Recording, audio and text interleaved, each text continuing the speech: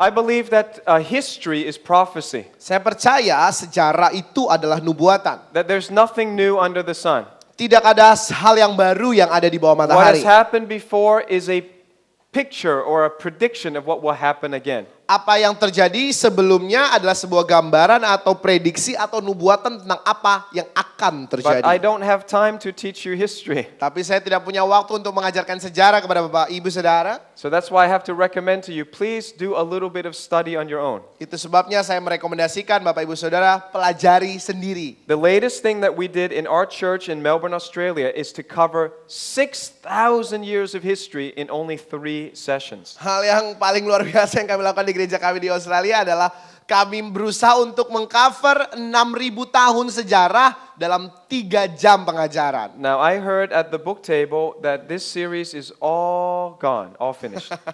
Saya dengar dari meja buku di belakang saudara bahwa serial yang ini semua udah habis saudara. But I'm still advertising it because it's not about selling stuff at the book table, it's about your faith. Saudara, tapi saya tetap berusaha untuk memberitahu kepada saudara hal ini. Kenapa? Karena ini bukan tentang menjual buku, tapi ini tentang iman saudara. I believe this series would help your faith and understand end times. Saya percaya serial ini akan membantu saudara dalam iman dan dalam memahami mengenai akhir One of zaman. the things you understand if you study history is the immense persecution of Christians throughout time. Salah satu hal yang bisa kita pelajari dari seluruh sejarah yang ada saudara, bahwa penganiayaan terhadap orang Kristen itu terjadi benar-benar luar biasa. And it encourages our faith to look back in time and see what our brothers and sisters who have gone to heaven went through. Dan hal tersebut yang membuat atau dapat menyemangati iman kita, membangkitkan iman kita lewat ketika kita mempelajari apa yang saudara-saudara seiman kita telah alami ketika mereka sudah sampai di sorga, apa yang mereka alami sebelumnya. So if you want any of the teaching from our ministry, everything that you want to order today, it's 50% off the Australian price. Saudara, jadi kalau Bapak Ibu Saudara menginginkan pengajaran dari pelayanan kami hari ini, maka segala sesuatu yang dijual hari ini harganya dipotong 50%. So and then we Dari will, dolar and Australia. then we will mail it to you from Australia. Dan nanti Okay? dari Australia kita akan post atau kirim lewat kepada saudara dari Australia langsung. All right. Now, if there's only one scripture that people know about concerning the end times, it's this one. Saudara, kalau misalnya cuma satu ayat saja yang orang tahu tentang akhir zaman, saya percaya ayat itu adalah ayat ini. If people know nothing else, at least they quote this. Kalau orang-orang nggak tahu tentang apapun tentang akhir zaman, maka mereka akan kutip hal ini sebagai pengetahuan mereka tentang akhir zaman. They Satu-satunya come and pengetahuan tell mereka. me, Pastor Steve, no one knows the day or the hour. Ya, pasti orang akan bilang, Pastor Steve, nggak ada yang tahu hari ataupun jamnya. Where did they get this from? Dari mana mereka dapatkan perkataan ini? Well, Jesus said this in Matthew chapter 24. Yesus mengatakan hal ini Matius pasal 24. So the first session, I just want to cover a very simple teaching, a simple answer to this question. Sesi pertama, saya hanya ingin membahas mengenai jawaban sederhana tentang pertanyaan ini. If nobody knows, Kalau nggak ada yang tahu, if God doesn't want anyone to know, kalau Tuhan nggak mau semua orang tahu, then we might as well go home today. maka lebih baik kita pulang hari ini saudara sekarang. No need to study. Kita nggak perlu belajar kalau Tuhan nggak mau kita tahu. But obviously, none of us believe that's true because that's why we're here. Dan saya yakin betul bahwa nggak ada yang percaya di tempat ini bahwa nggak boleh ada yang tahu. Kenapa? Karena saudara ada di sini pagi hari ini. So let Jesus speak for himself in context. Jadi mari biar Yesus berbicara bagi dirinya sendiri dalam konteks yang ada. Watch therefore, for you know neither the day nor the hour in which the Son of Man is coming. Perhatikan baik bahwa engkau tidak mungkin tahu hari ataupun jamnya ketika anak manusia datang. Now we need to put scriptures in the context of other scriptures in the Bible. Maka kita harus menaruh ayat ini dalam konteks dari ayat yang lain di Alkitab. What else did Jesus say? Apalagi yang Yesus katakan. In Luke chapter 19 verse 44, Lukas pasal 19 ayat 44. we find that Jesus pronounced judgment on Jerusalem. Kita menemukan bahwa Yesus menyatakan penghakiman atas Yerusalem. Why was God going to judge Jerusalem? Mengapa Tuhan ingin menghakimi Yerusalem? He said the temple will be destroyed. Dia katakan bahwa bait Allah akan dihancurkan, bait suci akan dihancurkan. He tells us why. Dan dia memberitahu kepada kita mengapa. They will not leave in you one stone upon another because Dia tidak akan meninggalkan satu batu pun dari runtuhanmu karena you did not know the time of your visitation. Karena engkau tidak mengetahui waktu lawatan itu terjadi bagimu. So according to Jesus, not knowing the time is a sin. Jadi menurut Yesus, tidak mengetahui waktunya itu adalah pelanggaran atau dosa. Judgment is a consequence of sin. Maka penghakiman adalah konsekuensi daripada dosa. And the fact that the first generation had no sense of urgency that the Messiah was coming, he said this was wrong. Dan fakta bahwa generasi orang Yahudi pada masa Yesus hidup tidak mengetahui bahwa Mesias datang, dia katakan ini semua salah. Now my question is, Pertanyaan saya adalah, if Jesus expected the first generation of believers to know the time of his first coming, kalau Yesus mengharapkan generasi pertama dari orang percaya itu mengetahui waktu kedatangannya, and they did not even have the New Testament, dan bahkan mereka belum ada perjanjian baru saat itu, they did not have the book of Revelation, mereka bahkan belum memiliki kitab Wahyu pada saat itu, don't you think that he expects the last generation of Christians to know the timing of his second coming? Tidakkah saudara percaya bahwa Tuhan juga menginginkan generasi terakhir dari orang-orang percaya untuk mengetahui waktu daripada kedatangannya yang kedua kali? Yeah, we have so much more revelation. Saudara, kita memiliki pewahyuan yang lebih lagi. We have great preachers. Kita memiliki pendeta-pendeta, pengkhotbah-pengkhotbah yang luar biasa. We can look up teachings for free on YouTube. Kita bisa melihat pengajaran gratis di YouTube. So we should be having a sense of urgency that he's about to return. Seharusnya kita memiliki rasa sangat penting, rasa yang sangat mendesak untuk mengetahui bahwa dia akan segera datang kembali. How many of you believe Jesus is coming as a thief in the night? Berapa yang saudara percaya Yesus datang seperti pencuri di malam hari? How many of you believe Jesus is coming as a thief in the night? Berapa banyak saudara percaya bahwa Yesus datang seperti pencuri di malam hari? 1 Thessalonians 5 verse 2 says, 1 Tesalonika 5 ayat 2 katakan. For you yourselves know perfectly that the day of the Lord so comes as a thief in the night. Karena kamu sendiri tahu bahwa hari Tuhan datang seperti pencuri di malam hari. I just tricked you. Saya baru sedikit menipu saudara, sedikit. Because people misquote this scripture. Kenapa? Karena seringkali orang salah paham tentang ayat ini. He said, he comes as a thief in the night Dikatakan, seringkali orang mengatakan bahwa dia datang seperti pencuri di malam hari. to those who are in darkness. Bagi mereka yang ada dalam kegelapan. But you, brethren, are not in darkness, so that this day should overtake you as a thief. Ayat 4, tapi kamu saudara-saudaraku, kamu tidak hidup dalam kegelapan sehingga hari itu tiba-tiba mendatangi kamu seperti pencuri. The scripture does not say he comes as a thief to us. Alkitab tidak mengatakan bahwa dia datang seperti pencuri kepada kita. He's not a criminal. Karena dia bukan kriminal buat kita. Dia bukan narapidana buat kita. He's not going to shock us. Dia bukan buronan buat kita. Dia tidak akan mengejutkan kita. He wants us to know that the timing is near. Tapi dia mau kita mengetahui bahwa waktunya sudah dekat. Amin. And he says those who don't know, they're in the darkness. Dan bagi mereka yang tidak tahu, maka mereka ada dalam kegelapan. Be careful when you assume nobody knows. Hati-hati ketika kita memiliki asumsi bahwa tidak ada orang yang tahu. Actually, if we're humble, Kalau kita rendah hati, we can really only say, I don't know. kita hanya bisa mengatakan, kalau misalnya kita nggak tahu, ya kita bilang nggak tahu. But Saudara. we cannot say nobody knows, Tapi kita nggak boleh bilang nggak ada yang tahu. because somebody might know. Kenapa? Karena mungkin ada orang yang tahu. And the Bible says in Amos chapter 3 verse 7, Dan Alkitab katakan kepada kita, Amos pasal 3 ayat 7. surely the Lord does nothing Sungguh Tuhan tidak akan melakukan segala sesuatunya unless he reveals his secret to his servants, the prophets. tanpa menyatakannya kepada hamba-hambanya para nabi. So I might not know, Jadi mungkin saya nggak tahu, but a servant of God might know. tetapi mungkin ada hamba Tuhan yang A tahu. prophet of God might Mungkin know. ada nabi Tuhan yang tahu. So we cannot be so proud as to say, if I don't know, then surely nobody knows. Jadi kita nggak boleh dengan sombong mengatakan kalau saya nggak tahu tentang hari Tuhan itu, maka semua orang juga nggak tahu sebenarnya. Listen to what Daniel says. Dengar baik apa yang Daniel katakan. Chapter 12 verse 9. Daniel 12 ayat 9 katakan. And he said, go your way, Daniel, for the words are closed up and sealed till the time of the end. Dan dia mengatakan, pergilah Daniel sebab firman ini telah ditutup dan dimeterai sampai akhirnya. The fact that we have so much of God's revelation unsealed is even a sign that we're near the end time. Saudara, fakta, kenyataan bahwa kita akhirnya memiliki firman Tuhan yang berhasil disingkapkan begitu rupa kepada kita, itu adalah salah satu tanda bahwa kita ada di akhir zaman. And none of the wicked shall understand. Dan tidak akan ada dari orang-orang yang fasik yang akan mengertinya. Who won't understand end times? Siapa yang tidak bisa mengerti akhir zaman, saudara? The wicked. Orang-orang fasik. But the wise shall understand.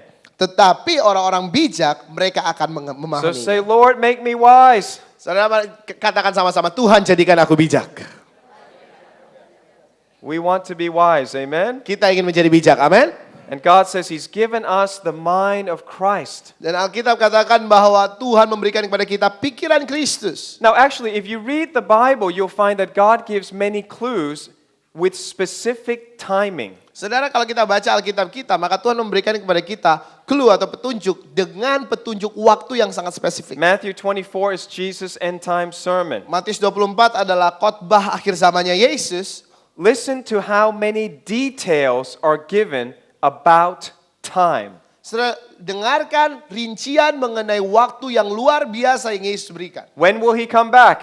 Ketika dia kembali, That kapan? was the question of the disciples. Itu adalah pertanyaan daripada murid, kapan kau akan kembali? Jesus says, and this gospel of the kingdom will be preached in all the world as a witness to all nations, and then the end will come. Dikatakan, dan Injil kerajaan ini akan diberitakan di seluruh dunia sebagai kesaksian kepada seluruh bangsa, barulah So kesudahannya we're tiba. given a very broad clue about the season when He will come back. Jadi kita diberikan satu petunjuk yang sangat luas mengenai musim di mana dia akan kembali. 100 years ago, we did not have airplanes. 100 tahun lalu kita nggak punya pesawat. 200 years ago, we did not have anything but horses. 200 tahun lalu mungkin kita nggak punya apa-apa selain kuda. Then everything changed. Semuanya berubah. People in very remote areas of the world could hear the gospel. Orang-orang di daerah-daerah paling terpencil di dunia, mereka dapat mendengarkan Injil. The Bible has been translated into almost all the languages. Alkitab diterjemahkan nyaris ke dalam semua bahasa yang ada di dunia. The major languages are translated. Bahasa-bahasa utama yang ada di dunia. I know there's still more work to get to some of the smaller ethnic groups. Saya tahu bahwa masih banyak pekerjaan yang harus dilakukan untuk bisa membagikan itu kepada grup-grup etnik, kelompok-kelompok suku yang lebih kecil. But the time of the second coming is correlated to missions and evangelism. Tetapi waktu kedatangan Yesus yang kedua kali sangat berkorelasi dengan pelayanan misi penginjilan. And now the world is more evangelized and has the opportunity to be evangelized like no other time. Dan sekarang dunia kita adalah dunia yang memiliki kesempatan yang sangat besar untuk diinjili lebih daripada sebelumnya. So Jesus says, when you see this, know the time is near. Jadi Yesus katakan, kalau engkau melihat hal ini terjadi, ketahuilah bahwa waktunya sudah sangat dekat. What other detail does Jesus give? Apalagi rincian yang Yesus berikan? He gets more and more specific. Dia lebih lagi spesifik. He says in verse 20, pray that your flight may not be in winter or on the Sabbath. Dikatakan Matius pasal 24, perhatikanlah jangan sampai engkau pergi di musim dingin atau di hari Sabat. Well, winter in Israel is during the months of Tevet, Shevat, and Adar. Saudara, musim semi itu ada di Israel, itu ada di bulan Tevet, Shevat, dan bulan Adar. That's around our December to March. Kurang lebih antara bulan Desember sampai Maret. So he says he's not coming during the winter. Jadi dia mengatakan bahwa dia nggak akan datang pada saat musim dingin. It won't happen at winter. Itu tidak akan terjadi di musim dingin. So he's given us a clue about the months. Jadi dia memberitahukan kepada kita petunjuk tentang bulannya. Then he says it won't happen on the Sabbath. Dan dia juga katakan bahwa tidak akan terjadi di hari Sabat. So he gives us a clue about the day. Jadi dia juga berikan kepada kita petunjuk tentang harinya. He says it will happen before the weekend. Jadi dia katakan kepada kita bahwa itu akan terjadi sebelum akhir minggu atau akhir pekan.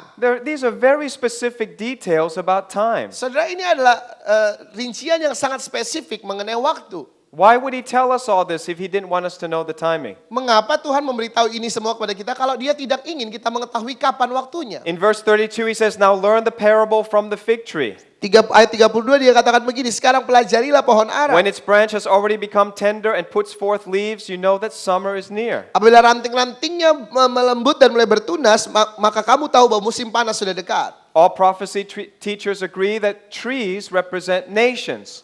Semua pengajar akhir zaman percaya bahwa pohon itu melambangkan bangsa-bangsa. And the fig tree represents Israel as a nation. Dan pohon ara itu melambangkan Israel sebagai satu bangsa. Now he says, when the tree puts forth leaves, Ketika pohon itu sudah mengeluarkan daunnya, the time is near. waktunya sudah dekat. And he calls the time that Israel is born as a nation spring. Dan ini menyatakan atau menggambarkan hari di mana lahirnya Israel sebagai satu bangsa. Spring is a time of new life. Lahir dalam satu periode kehidupan yang baru. So in 1947, Israel sprung up. Jadi 1947 Israel lahir kembali. And I find it interesting that when the Arab started revolting, they called their revolution from 2011, they call it the Arab Spring. Saudara, dan sangat menarik bagi saya ketika negara-negara Arab mulai memprotes, saudara, mereka menamakan protes mereka sebagai Arab Spring atau Why did they kemunculan choose that Arab. word? Kenapa mereka memakai kata itu? There have been many revolutions in human history, Mereka bisa menamakan sebagai revolusi sejarah umat manusia but none misalnya. of them are called spring. Tapi saudara bisa pelajari sejarah, nggak ada satu gerakan pun yang disebut seperti Arab Spring atau kemunculan kelahiran. They've been called civil war, Seringkali disebut perang sipil, massacre, disebut massacre atau pembantaian, crisis. atau krisis. But they chose the word spring. Did they know that Jesus said, when you see spring, summer is near? Saudara, mereka memakai kata-kata spring di situ, tapi mereka tidak tahu bahwa Yesus mengatakan kalau engkau melihat musim semi, maka musim panas sudah dekat. Jesus gave us the news headline, the wording of the headline, 2,000 years before the news came out. Saudara, Yesus sudah memberikan kepada kita kata-kata di tajuk berita surat kabar itu, saudara, 2000 tahun lalu sebelum kata-kata itu dimunculkan When we hari-hari see ini. spring, Kapan kita bisa melihat What is musim after semi? spring? Setelah musim semi apa yang terjadi? summer. Musim panas. And summer is hot. Dan musim panas itu panas. It's a saudara. symbol of tribulation. Dan musim panas seringkali merupakan perlambangan daripada tribulasi atau masa aniaya. In the parable where the sower went out to sow on 4 different grounds, Saudara, dalam perumpamaan di mana si penabur menabur benih ke 4 tanah yang berbeda. one ground got the heat, Satu tanah mendapatkan panas. and the seed didn't grew but died. Dan benih itu tidak bisa tumbuh, dia mati. And Jesus interpreted the heat as persecution. Dan Yesus menafsirkan atau memberikan gambaran kepada kita bahwa pengertiannya panas itu adalah aniaya. The Bible is its own commentary. Saudara, Alkitab kita penuh dengan komentari-komentari atau pengertian-pengertian. You don't even need YouTube. Saudara bahkan nggak perlu YouTube untuk menafsirkan. You just read the Bible and it will explain the Bible. Saudara baca Alkitab saja maka ayat akan menjelaskan ayat tersebut kepada saudara. But this kind of knowledge of the Bible doesn't come from casually reading the Bible. Saudara, tapi pengetahuan Alkitab seperti ini tidak datang dari sekedar baca This aja. comes from loving the Word of God every Amen. day. Tetapi pengetahuan seperti ini bisa datang ketika engkau mencintai firman Tuhan setiap hari. This cannot come from reading the Bible once a week. Saudara, pengetahuan seperti ini nggak bisa datang kepada saudara kalau saudara cuma baca Alkitab sekali seminggu saja. Or letting pastor read the Bible for you and then come and share. Dan mungkin saudara bilang, aduh biar Pak Gembala aja yang baca Alkitab buat saya, nanti dia datang dan bagikan buat saya. Pastor, please feed me. What did God say to you? Dan kita katakan, Pak Gembala tolong kasih makan saya. Tuhan katakan apa kepada Bapak? When you're a little child, we feed you. Saudara, ketika saudara masih kecil atau kita dulu masih kecil, kita pasti disuapin. But if you're 30 years old Tapi kalau saudara sudah 30 tahun, and you say, I want you to hold me, dan saudara katakan, ya aku mau digendong. feed me please, put the spoon in Suapin my aku mouth, dong, suapin aku makannya. we will say something is wrong with you. Saudara minta itu ke kita akan pikir, wah ada yang salah dengan orang ini. Say, time to grow up. Ini waktunya kita harus bertumbuh dewasa. So every Christian in this room, Jadi setiap orang Kristen di ruangan ini, in the end time, you must have a discipline of reading the Bible every day. di akhir zaman kita harus disiplin untuk baca firman Tuhan setiap hari. And if you miss a day, Dan kalau misalnya sehari kita bolong nggak baca Alkitab, you work too late, kita misalnya kerja and terlalu you're larut, too tired, kita terlalu capek, don't feel guilty. jangan merasa bersalah. If you miss a meal, Kalau If I miss a meal, I don't feel guilty. saudara, kalau saya misalnya melewatkan satu waktu makan saya nggak merasa bersalah. I feel hungry.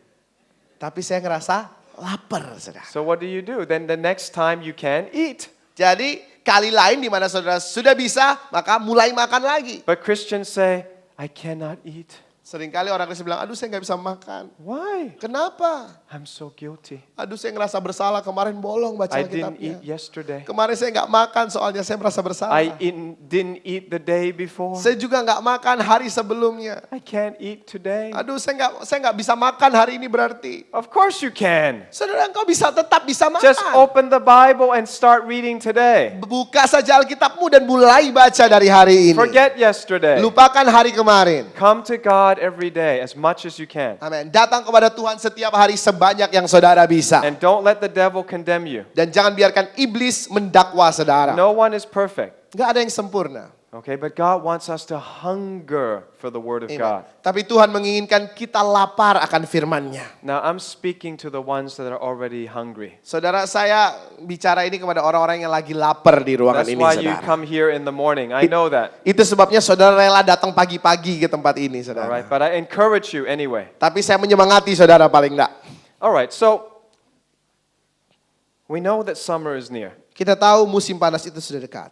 Then God says, when you see Israel reborn as a nation, Dikatakan bahwa ketika engkau melihat Israel dilahirkan sebagai bangsa, and this happened officially in 1947, the United Nations recognized the state of Israel. dan secara ofisial ini terjadi 1947 di mana PBB mengakui negara Israel. Jesus gave another specific detail about the timing. Yesus memberikan spesifik atau detail spesifik yang lain lagi tentang waktunya. In verse 34, he says, assuredly I say to you, this generation will by no means pass away till all these things take place. Ayat 34 atau 34, aku berkata kepadamu, sesungguhnya angkatan ini tidak akan berlalu sebelum semuanya ini terjadi. So we know once you see Israel born as a nation, it's not going to be 1,000 years later that Jesus come back. Jadi kita tahu bahwa ternyata setelah Israel lahir sebagai bangsa, maka tidak 1000 tahun setelah itu maka Yesus akan kembali. It's Kurang dari not 1000 going to tahun. be 500 years later. Tidak akan sampai 500 tahun setelah Israel lahir sebagai bangsa. God says within one generation, everything will be accomplished. Kenapa? Karena Tuhan katakan hanya dalam satu generasi segala sesuatunya akan digenapi. So now the theologians debate, what is a generation? Dan sekarang ahli teologi mulai berdebat, apa itu satu generasi? And some people take their national statistics and calculate by themselves apart from the Bible, maybe 40 years. Dan ada orang yang mulai ambil statistik nasionalnya dan kemudian mulai dihitung-hitung tanpa melihat firman Tuhan, oh mungkin 40 tahun. So back in 1988, they had a book called 88 Reasons Why Jesus Will Come Back in 1988. Jadi tahun 1988 ada buku yang terbit judulnya 88 alasan mengapa Yesus akan datang kembali di tahun 1988. Where did they get this from? Dari mana mereka dapatkan hal ini? Somebody took 1948 plus 40 equals 1988. Ya, orang yang melihat tahun 1948 Israel kemudian sah sebagai negara, tambah 40, satu generasi atau satu angkatan, 1988 hasilnya. But that is just human reasoning. Saudara, itu adalah penalaran umat manusia. There are different possibilities in the Bible of how long a generation is. Ada banyak kemungkinan yang berbeda mengenai satu angkatan atau satu generasi dalam Alkitab. So we won't argue about it. Jadi kita nggak akan berdebat tentang hal itu. We'll show you the full spectrum. Tapi kita akan menunjukkan kepada saudara spektrum penuhnya, gambaran penuhnya. In Psalm 90, it says a generation might be 70 to 80 years. Mazmur 90 mengatakan satu generasi mungkin 70 atau 80 tahun. But Genesis 6 says a generation might be 120 years. Kejadian 6 bilang ke kita mungkin satu angkatan atau satu generasi itu 120 tahun. Now Moses actually wrote Psalm 90, Musa sebenarnya yang menulis Mazmur 90. so he did not believe that man must die by 70 or 80. Jadi dia tidak percaya bahwa orang seharusnya mati umur 70 atau 80 tahun. Because Moses lived to how low? How old? Kenapa? Karena Musa hidup sampai umur berapa Bapak Ibu Saudara? He died at 120. Dia mati pada umur 120 tahun. So that's the maximum spectrum. Jadi itu adalah spektrum maksimumnya.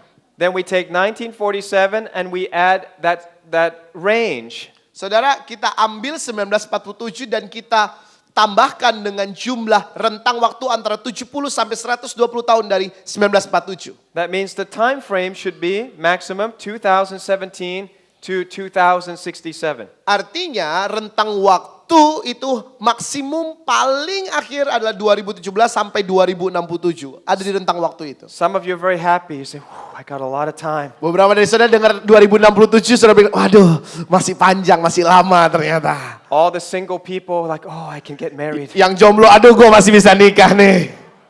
Wait a second. Sabar dulu, I'm not finished. saya belum selesai. Jesus said, Yesus bilang ini, and unless those days were shortened, no flesh would be saved. But for the kecuali elect's sake, those days will be shortened. dan kalau hari itu tidak dipersingkat, maka dari segala yang hidup tidak akan ada yang selamat. Tetapi oleh karena orang-orang pilihan, maka waktu itu akan dipersingkat. So if we take the shortest definition of one generation, Jadi kita ambil definisi tersingkat atau tercepat dari satu generasi. this is the Bible's definition, not human reasoning. Ini definisinya Alkitab, bukan penalarannya manusia. We would come to 2017. Maka kita akan sampai kurang lebih tahun 2017. If it's 80 years for generation, we come to 2027. Kalau 80 tahun untuk satu generasi atau satu angkatan 2027 berarti. If God says 100 years, then we go to Kalau 2047. Tuhan katakan 100 tahun bagi satu angkatan, kita sampai tahun 2047. But God said He will shorten it. Tapi Tuhan bilang dia akan mempersingkat waktunya. So it's not very likely that we go all the way to 2067. Jadi rasanya nggak sampai 2067 deh Bapak Ibu Saudara. Now, I want to highlight why I think 2017 is very special. Saudara, saya memberikan kepada saudara highlight atau sorotan mengapa 2017 itu spesial. We know that God counts in 7 cycles of 7. We saw that yesterday. Saudara, tadi malam kita sudah belajar tentang siklus 7 tahun, bagaimana Tuhan menghitung tahun-tahunnya. But God also likes the number 50. Tapi Tuhan juga suka angka 50. And so the Jewish rabbis teach that history goes also in cycles of 50. Dan rabi-rabi Yahudi menulis bahwa ternyata dalam sejarah itu juga sejarah berlangsung dalam siklus 50 tahunan. And the end of every 50th year, the 50th year is called the Jubilee. Dan tahun ke-50 bagi mereka sebut sebagai tahun Yovel atau Yobel dalam bahasa Indonesia. Jubilee, like in English, jubilation, a time of jubilation. Saudara, tahun Yobel artinya adalah waktu kemerdekaan, waktu perayaan, waktu kebebasan. Now, 2017 will be the 800th anniversary since a rabbi named Judah ben Samuel prophesied, made a prophecy about Israel. Saudara, 2017 akan menjadi tahun ke-800 sejak Rabi Judah ben Samuel bernubuat tentang Israel sendiri. In 1217, the year that he died, he made this prophecy. Di tahun 1217 di mana Rabi Judah ben Samuel ini meninggal, dia membuat nubuatan tersebut. He said the Ottoman Turks, the Muslims, will capture Jerusalem. Dia mengatakan begini, nubuatannya seperti ini. Orang-orang Turks atau orang-orang Muslim mereka akan merebut Yerusalem.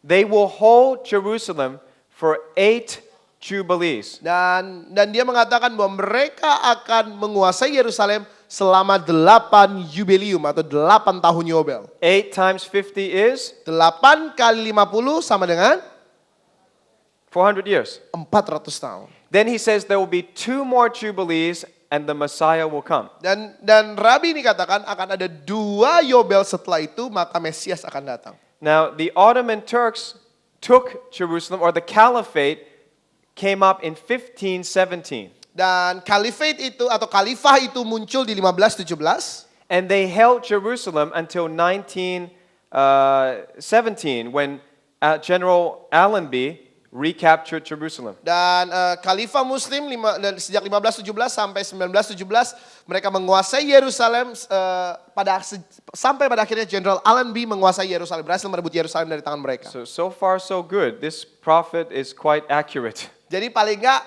sejauh ini nubuatan daripada Rabi Judah ini sangat akurat. But he says 400 tahun. from that time there's 2 jubilees. Jadi kemudian nubuatan berikutnya adalah sejak saat itu akan ada 2 Yobel lagi. So what happens at the end? Apa yang terjadi pada akhirnya? This one we're not sure.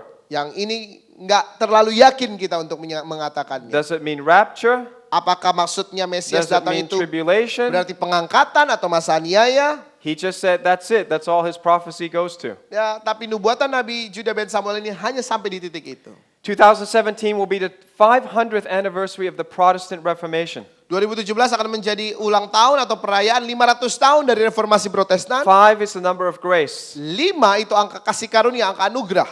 God has given us 5 times 100 years of grace. Tuhan sudah memberikan kepada kita 5 kali 100 tahun karunia.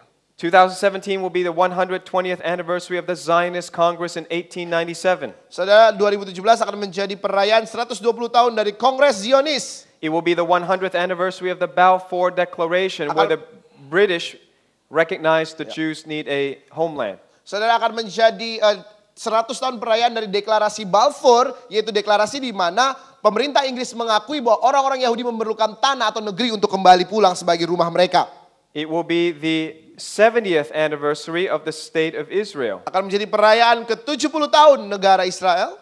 It will be the 50th anniversary of the capital Jerusalem coming back to the Jewish hands. Akan menjadi perayaan 50 tahun daripada kembalinya ibu kota Yerusalem ke tangan orang Yahudi. And I believe 2017 will be the year when the Revelation 12 sign in the sky occurs. Dan saya percaya bahwa 2017 juga akan menjadi tahun di mana tanda di langit yang ada di Wahyu pasal 12 itu muncul. So, God obviously likes the number 7. Jadi Tuhan sangat suka angka 7. It keeps coming back up. Kenapa? Karena angka 7 terus-menerus muncul. And 2017 is especially unique. Dan 2017 ini adalah tahun yang sangat unik. Now, if you don't know the Revelation 12 sign, let me read it to you. Kalau Bapak Ibu Saudara tidak tahu Wahyu pasal 12, saya membacakan bagi Bapak Ibu Saudara. Now a great sign appeared in heaven, a woman clothed with the sun, with the moon under her feet, and on her head a garland of 12 stars. Maka tampaklah suatu tanda besar di langit, seorang perempuan berselubungkan matahari dengan bulan di bawah kakinya dan sebuah mahkota dari 12 bintang di atas Now, kepalanya. I said the easiest way to understand the Bible is take the most literal interpretation. Saudara, saya sudah katakan tadi malam bahwa cara paling gampang untuk mengerti Alkitab adalah cari langsung artinya, saudara. Arti literalnya, apa yang dikatakan di situ, cari artinya apa secara sederhana. But if it doesn't make sense literally, you have to dig deeper and look at the symbolic meaning. Kalau secara kasat mata, secara literal itu nggak masuk akal buat kita, maka kita harus gali lebih dalam untuk cari apakah ini lambang atau simbol. God is not saying there's going to be a woman floating through the air. Tuhan nggak bilang saudara bahwa akan ada perempuan yang terbang di udara gitu ya, saudara, enggak. Like a balloon. Seperti balon gitu dia terbang di udara, enggak. So you must understand what does it mean to see a shape or an image in the sky. Jadi kita harus mengerti apa maksudnya untuk melihat satu gambaran yang ada di langit. And all civilizations recognize 12 constellations in the sky. Dan seluruh peradaban mengakui ada 12 konstelasi atau rasi bintang yang ada di langit. Only 1 out of 12 is a woman. Cuma 1 dari 12 konstelasi atau rasi bintang itu yang lambangnya perempuan. And it's the first constellation, Virgo. Dan itu adalah konstelasi atau rasi bintang pertama, namanya Virgo. This is not astrology. Saudara, ini bukan astrologi, bukan ramalan bintang, Virgo saudara. actually represents the Virgin Mary. Saudara, Virgo itu sebenarnya melambangkan Bunda Maria atau anak darah Maria, perawan Maria. And also represents the Jews because Mary was Jewish. Dan juga melambangkan orang Yahudi karena Maria adalah orang Yahudi. Now, if you turn on a constellation software, you can see the sky from Jerusalem on the 23rd of September 2017. Kalau saudara membuka software rasi bintang atau konstelasi, maka saudara bisa melihat bahwa langit di atas Yerusalem tanggal 23 September 2017. You will see the constellation Virgo rising from the horizon in Jerusalem. Saudara akan bisa melihat rasi bintang Virgo akan naik di atas langit Yerusalem tanggal itu. The sun will be at her head, the moon at her feet. Dengan matahari di atas kepalanya dan bulan di bawah kakinya. Mercury, Mars, and Venus will be on her head. Merkurius, Mars dan Venus akan ada di sekitar kepalanya. And the constellation Leo will also be on her head. That's 9 stars in Leo. Dan konstelasi atau rasi bintang Leo itu juga akan ada di atas kepala, di atas bagian kepala daripada Virgo. Berarti bicara tentang 9 bintang ada di dalam rasi bintang Leo. 9 plus 3 makes 12. Ada 9 bintang di Leo, ada Merkurius, Mars dan Venus tambah 3 sama dengan 12. And this is quite rare. Dan ini cukup langka. Now, it just so happens that 2017, this will be the picture on the sky, just like the Bible says. Saudara, dan tiba-tiba di tahun 2017 bisa muncul seperti ini, gambaran di langit, rasi-rasi bintang bisa teratur sedemikian rupa di langit seperti yang Alkitab Now, katakan. remember the tetrad, the 4 blood moons I taught you yesterday? Saudara ingat 4 bulan berdarah berturut-turut yang disebut tetrat yang saya sudah jelaskan tadi malam? Can I show you something else that you might not know? Boleh saya tunjukkan sesuatu yang lain yang saudara mungkin belum tahu? Yes? If you count from the first blood moon on the 15th of April 2014, Kalau saudara hitung dari bulan berdarah pertama atau gerhana bulan pertama dari 15 April 2014 to the 23rd of September 2017, sampai 23 September 2017, you find an interesting number. saudara akan menemukan angka yang menarik. So there we go from the first blood moon to the woman in the sky. Dari bulan berdarah atau gerhana bulan pertama sampai kepada tanda perempuan di atas langit. The period of time is 1,260 days. Rentang waktunya itu 1260 hari.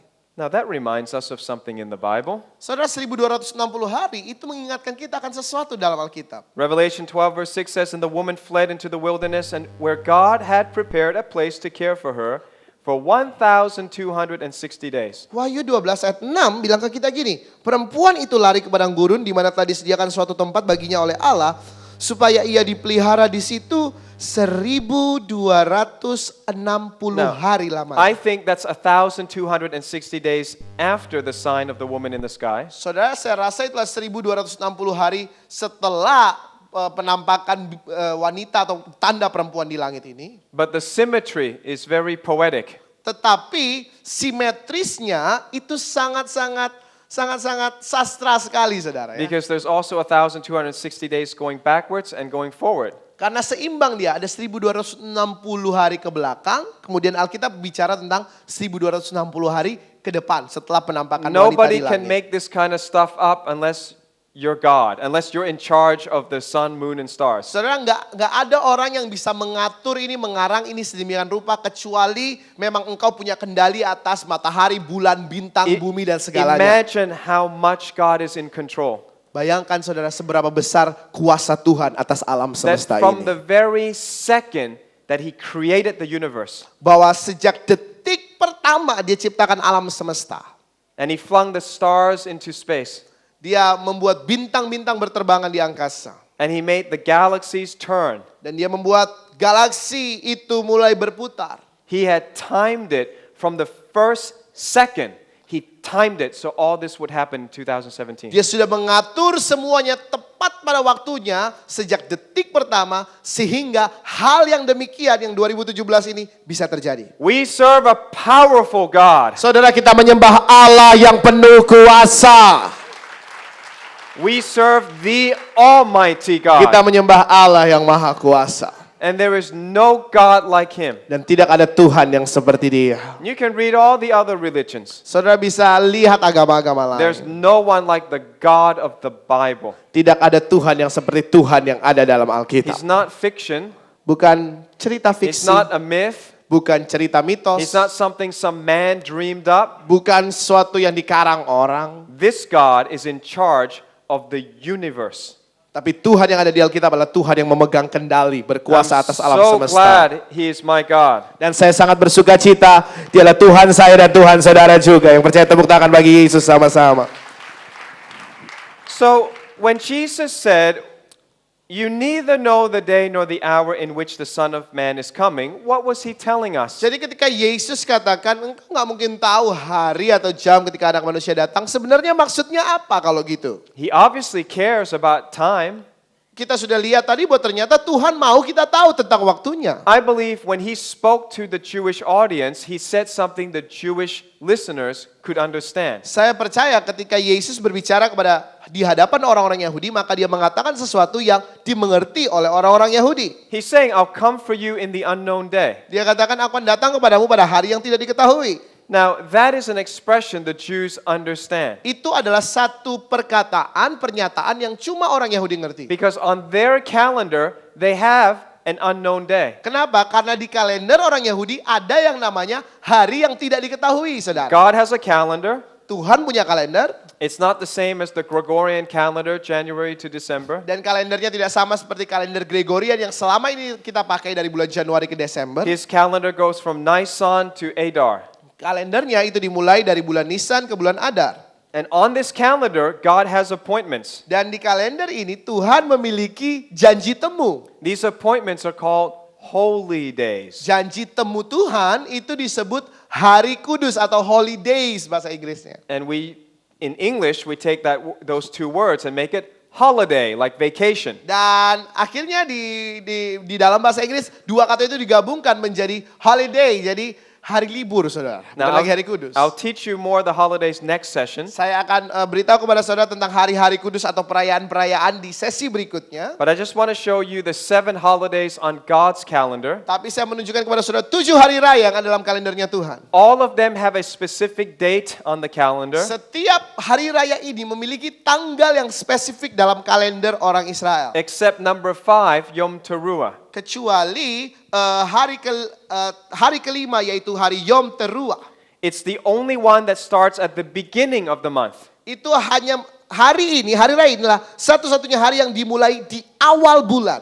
And the beginning of the month was connected to the cycle of the moon. Dan awal bulan itu selalu terhubung dengan siklus perputaran bulan.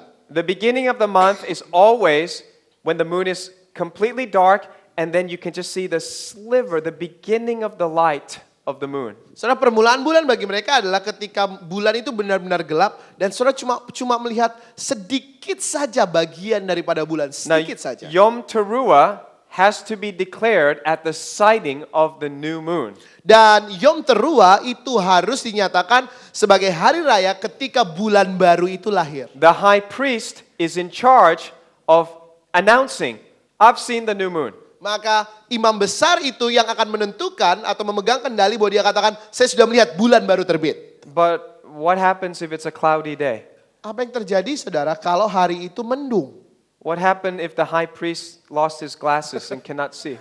Apa yang terjadi kalau imam besarnya kacamatanya hilang, saudara, kemudian dia nggak bisa ngelihat? So it was called the unknown day. Maka hari itu disebut sebagai hari yang tidak diketahui. Because nobody knew when the high priest would announce, start celebrating Yom Teruah. Karena nggak ada yang tahu kapan si imam besar akan mengumumkan, ayo kita rayakan hari raya Yom Teruah. We're going to blow the shofar. Kita akan meniup seruni sangkakala. Yom Teruah means the day of blowing trumpets. Yom Teruah artinya hari peniupan seruni atau hari meniup sangkakala. Now, they only had a margin of 2 days. It's either first of Tishri or the second of Tishri. Saudara, jadi di dalam bulan itu mereka hanya punya 2 hari lah untuk menentukan hari raya itu. Tanggal 1 Tishri atau tanggal 2 Tishri. So even though it's unknown, we still know roughly the time. Jadi walaupun nggak tentu kapan waktunya, tapi paling nggak secara kasar kita tahu. Kalau nggak 1 Tishri ya 2 But we Tishri. don't know the exact day and the exact hour. Tapi kita nggak tahu jam yang tepatnya atau hari yang tepatnya hari apa. So I think what Jesus was saying,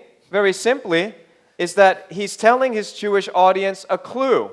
Jadi apa yang Yesus berusaha katakan, saya rasa dia sedang ingin memberitahu kepada orang Yahudi sebuah petunjuk. I will come for you at Yom Teruah, Aku akan datang kepadamu di hari raya peniupan seruni atau perayaan Yom Teruah. or the Feast of Trumpets. Hari raya peniupan seruni, hari raya peniupan And the sangkakala. interesting thing is, this is a fall feast.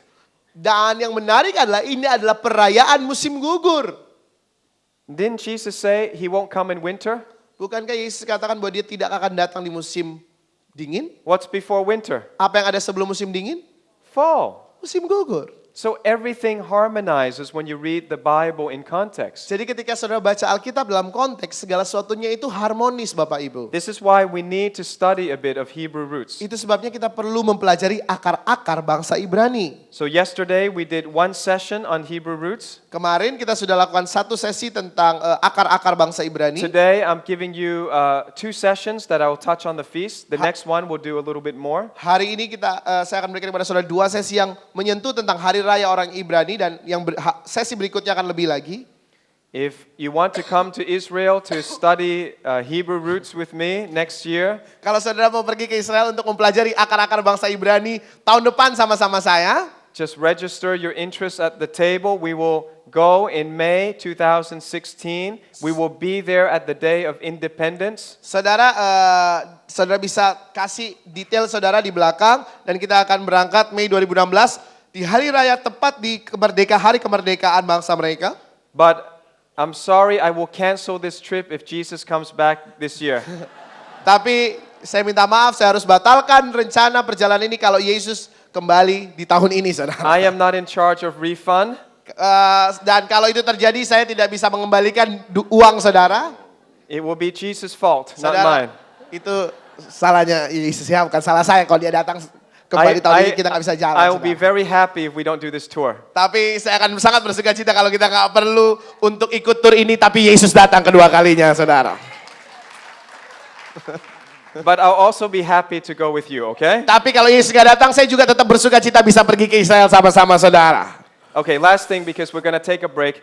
Yang terakhir sebelum kita break, Something that might be encouraging in the end times is to deal with the heart. The life of Joseph was a very difficult life. saudara, hal yang sangat menarik untuk kita lihat di akhir zaman adalah hal-hal mengenai hati dan kehidupan Yusuf adalah kehidupan yang sangat sulit. God gave his story to encourage us when we go through difficult times. Dan kisah Yusuf itu diberikan Tuhan kepada kita sebagai satu pendorong penyemangat ketika kita juga melewati waktu-waktu yang sulit. I did maybe 5 hours, but one of the hours is about the cure to self-pity. Saudara, ada 5 jam pengajaran dalam DVD ini, tapi salah satu di antara 5 jam itu ada pengajaran tentang penyembuhan mengasihani diri sendiri, kesembuhan terhadap mengasihani Something diri else good sendiri. for the end time is that we should be able to answer people's questions. Amen. Sesuatu yang sangat baik untuk kita lakukan di akhir zaman adalah kita mampu menjawab pertanyaan orang. So we did a series called Top Questions. Jadi kita perlu melakukan pertanyaan-pertanyaan atau menjawab pertanyaan-pertanyaan yang kami memiliki seri yang disebut pertanyaan-pertanyaan top, pertanyaan-pertanyaan utama.